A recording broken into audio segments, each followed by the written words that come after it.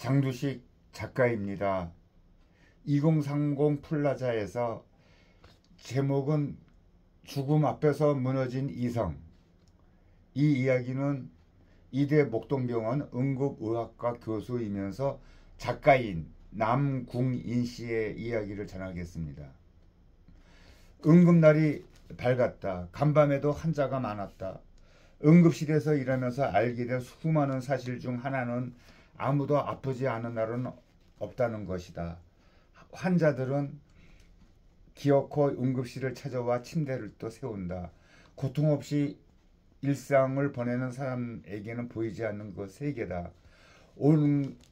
누군가는 오늘도 반드시 아픈 것이다. 아침 퇴근 시간이 임박했을 무렵에 전화가 또 걸려왔다. 중년 남성이 사다리에서 떨어져 의식이 없다고 했다. 오늘 근무의 마지막 환자가 될 것이다.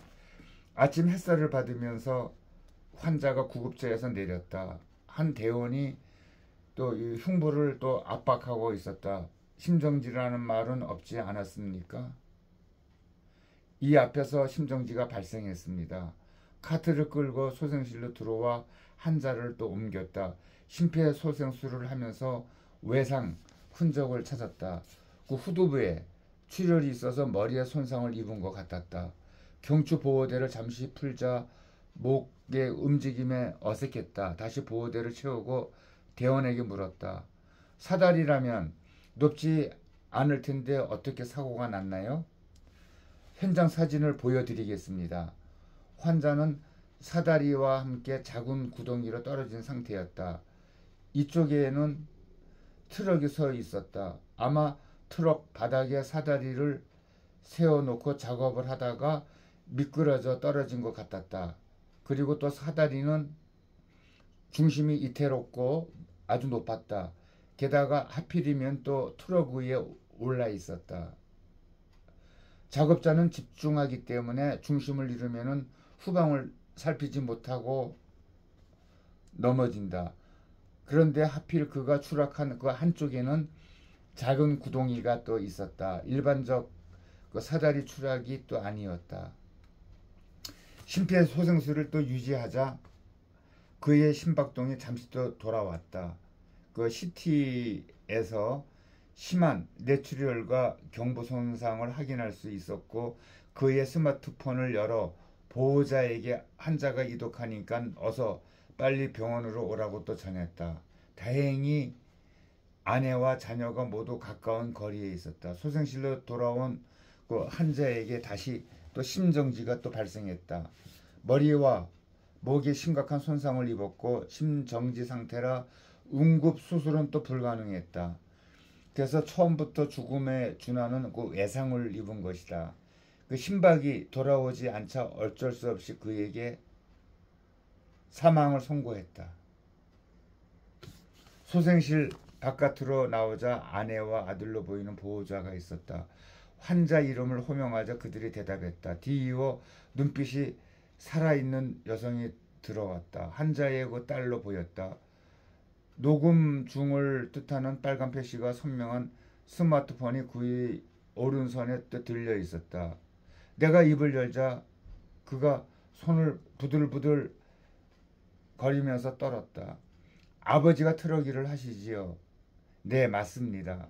아버지는 트럭 바닥에 사다리를 놓고 작업을 하다가 떨어지셨습니다. 추락 시에 큰 손상을 입을 수밖에 없었습니다. 발견 당시 이미 의식을 잃을 으악. 순간 그는 손에서 스마트폰을 놓았다. 그리고 응급실 바닥에 주저앉아 소리를 지르며 통곡을 했다. 아마 아침에 출근해 전화를 받고 건강한 아버지가 돌아가실 리 없다고 믿었을 것이다. 사고가 생겼거나 납득하지 못할 상황이 벌어졌다고 추측도 했을 것이다. 한달음에 달려올 때까지도 정신을 똑바로 차리고 대처하겠다고 또 생각했을 것이다. 하지만 죽음으로 이어지는 단순한 인과관계를 듣자마자 모든 것을 놓고 통곡을 터뜨린 것 같았다. 나는 그가 사망한 나머지 그 경위를 가족에게 설명했다.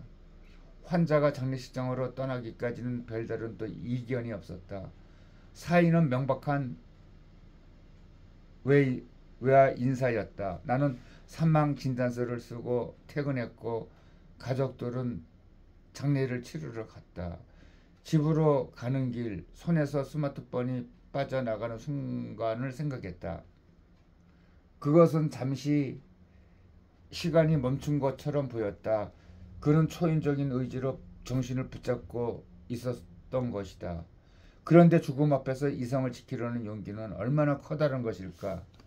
그 죽음에는 이길 수 없더라도 억울하면 맞서보겠다는 생각이었을까.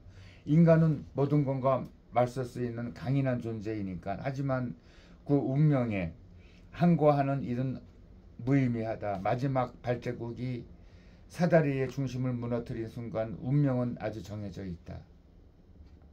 그가 어떤 결심, 어떤 의지로 달려왔던 안타깝게도 그 사실을 바꿀 수 있는 것은 없다. 예, 이렇게 끝을 맺었습니다.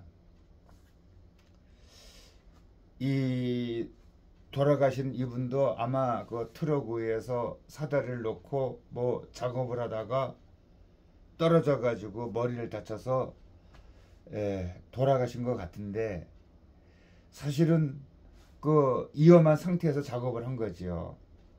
매사 그 조심스럽게 안전을 생각해서 어떤 작업이든지 해야 될 것 같습니다. 그 순간의 부주의가 죽음에까지 이른다는 그 엄연한 현실은 우리가 받아들여야 되지 않겠습니까? 이렇게 해서 돌아가신 그분의 고인의 명복을 빌겠습니다.